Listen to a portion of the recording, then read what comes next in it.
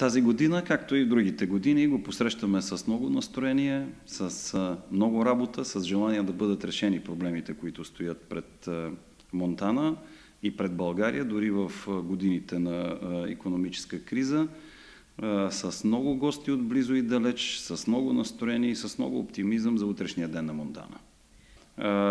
Все още не очумяли дикоиливите празници. Сега се провежда 5-тия фолклорен фестивал Монтана 2010.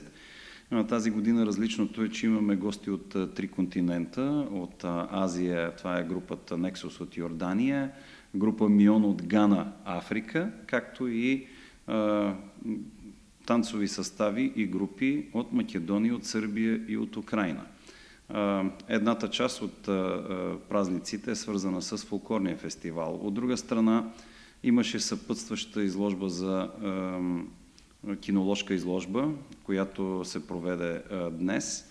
Утре има конни състезания, които също се провеждат в дните на празника на града. Националният мотосбор също беше под моя егида и в рамките на дните на празника.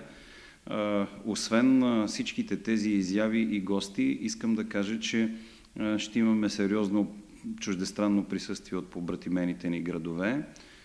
Тук вече са колегите ни и ръководствата от Банска Бистрица, Словакия, от Храдец Кралове, Чехия, от Пирот, Сърбия.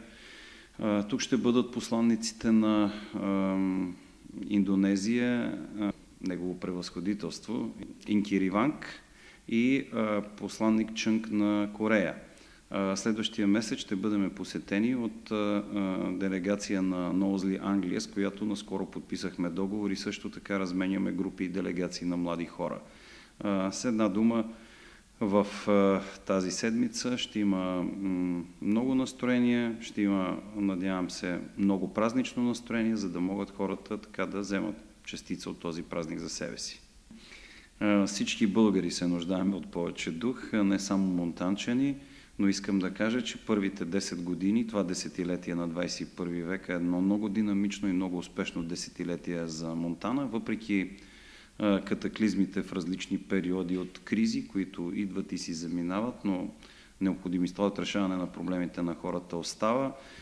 Това е един добър и силен период за Монтана, с реализирани вече много проекти, които преобразиха Монтана в техническа инфраструктура, в екологична инфраструктура, в търговска, в образование, в култура, в спорт. И аз наистина мисля, че Монтана върви по добър път и се надявам да не изгуби това темпо, с което стартира в този век. Използвам случая да пожелая на всички наши съграждани много здраве, много късмет. Нека усмивката, добрата дума да не напускат душите ви и сърцата ви.